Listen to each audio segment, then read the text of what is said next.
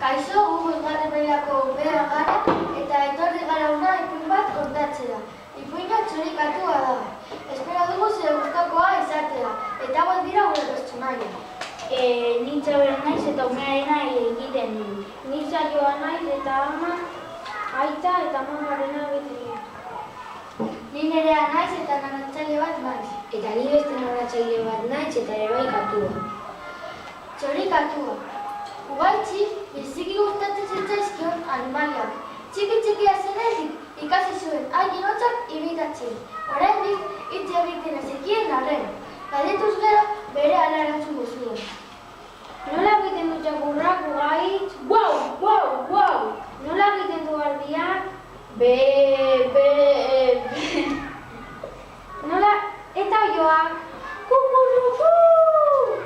Osi bertigarria zen ume animalien hotzak egiten ikustea. Antzezten ari zela zirudien. Esate baterako, lehoiaren horroa egiten zuenean, gaizto aurpegia jarrita atxaparrak erakusten zituen. Ura beldurgarria. Tximindau bezala egiteko labaka eta jauzika hasten zen, pailazo zoroa izango balitz bezala. Ura barregarria. Behiarena egiteko bere bi atzerakusleak burua erpintzen zituen aurrera begira, adarra palira bezala.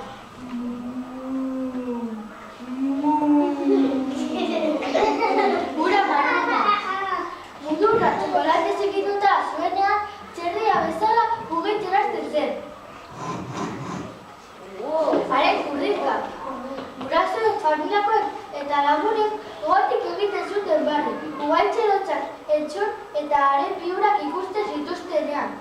Eta noski, umeak orduan behin eta berdiro errepikatzen zituen. Hainbestean zituen animalien hotzak ugaitzen, non ezela inoiz izketan hasiko baitxiru dien. Wow!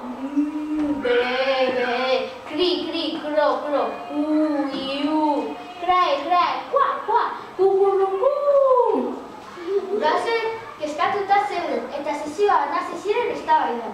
Zer duzu errua, tximino bezala hitz egiten diozu eta batzutan gizakoak gorila dela uste du. Aurpea geratu zion amak aitari. Zer diozu, errua zurea da? Txerrien antzera hitz egitagatik. Erantzun zion aitak. Kurrenak kurrin eta horrak horro ordea, hor guztiek bezala zen. Egun batean izketa hasi zen ugaitz. Ama. Lehenengo aldiz esan zuenean, ama erdea zeriola gelditu zen zemetxoari begira. Aita. Lehenengo aldiz esan zuenean, aita txotxorotuta gelditu zen, hau zabalik berumetxoari begira. Handik aurrera, beste hainbat hitz esaten ikasi zuen. Konturatu orduko astearekin batera, hitz eta pentsari zen berdetan. Gurasoek izugarri poztu ziren, zemetxoak hitz egin zielako. Hainbestero, kantakume bat erosi zioten. Izan ere, ugaitzek animalia guztiak maite zituen. Haren katuak zituen gustoko. Katuren bat ikusi orduko, begiak handitu egiten zitzaizkion, eta atxamarra zinalatzen zuen. Mitxina. Katakumean ezin politagoa zen, oso liraina. Kolore biltzezko hile guri-guria zuen. Odei zurien antzeko tantatxo batzuek baino ez zioten larrua argitzen. Horregatik, ikatz jarri zioten izena. Ugaitzek bere hartzoan hartu eta noranahi eramaten zuen. Etorri ikatz, joazen ikatz, egizu salto ikatz. Esaten zion ugaitzek.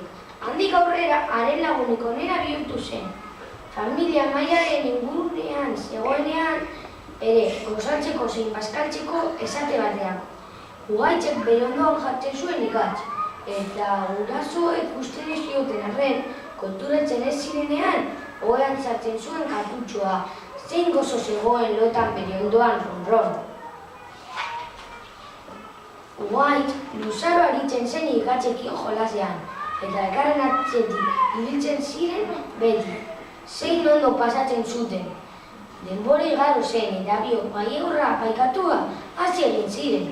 Ugaitzek azkar egiten zuen korrika, baina hala ere ezin katua harrapatu. Bezia bezan mugitzen mugitzen zen. Fiu, harin igotzen zen zuhaitzetara.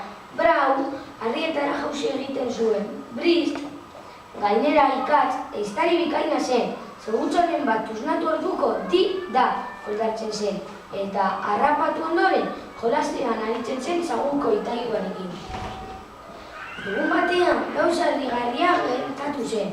Ugaitz, bere kartutxo kutunarekin, amamaren etxera joan zen.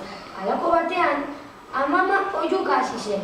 Nire perikitoa maitea lezaren zuelintan. Izan ere, amamak perikitu urdin polit bat zeukan kaiora batean sartuta baina. Halako batean, kaiorako atera irekita agertu zen, zintzilik zegoen lekuaren azpian. Lumo urdin batzuk ziren perikitoaren aztarna bakar.